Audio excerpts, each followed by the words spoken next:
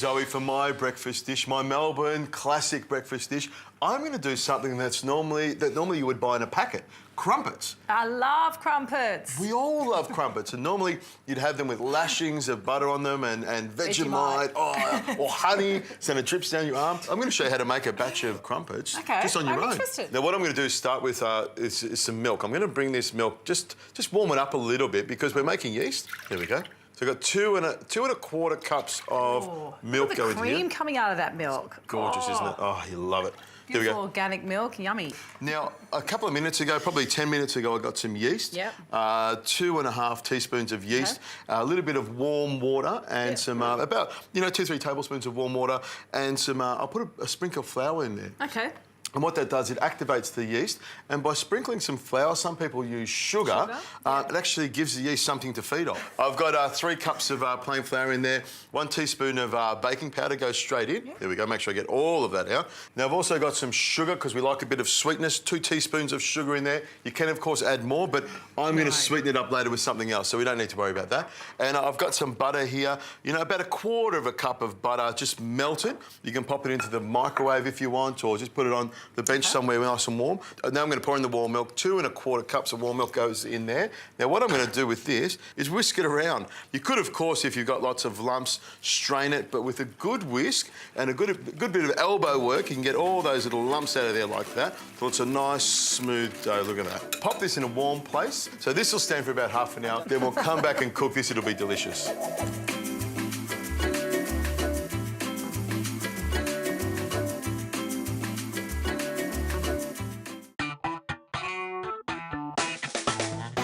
What do you think of that? That looks incredible. That looks alive. Well, the yeast is alive with the smell of breakfast. That's what I like to... It took about 30 minutes and it really, really puffed up. Yeah, it's amazing. You want all It was almost spilling over the edge. It really looked quite spectacular. But you notice, as soon as I knocked it and put it down on the bench stand, it sort of dropped down a little bit. But it's just full of bubbles because you want, with a crumpet, you want it to be nice and sort of holy, because that's where all the butter can drip into.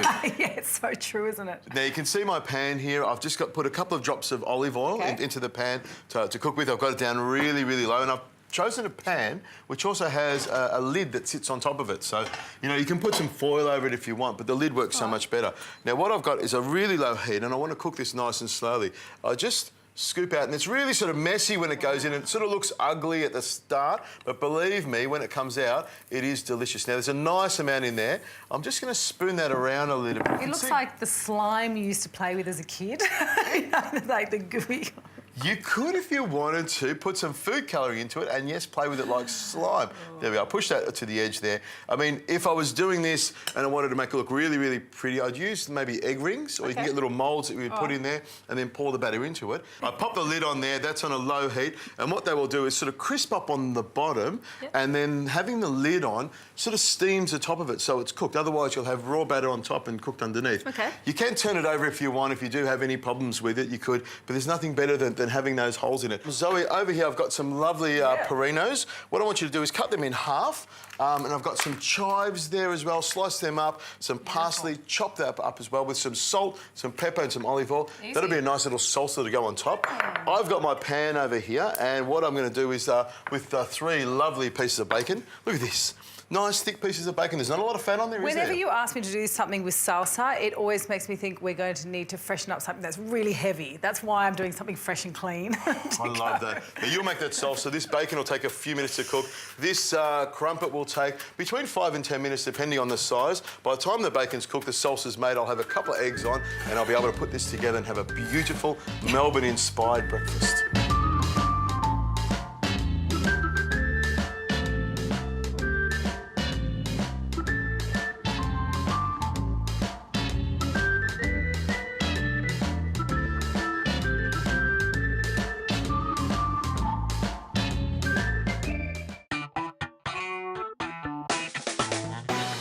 Okay, Zoe, here we go.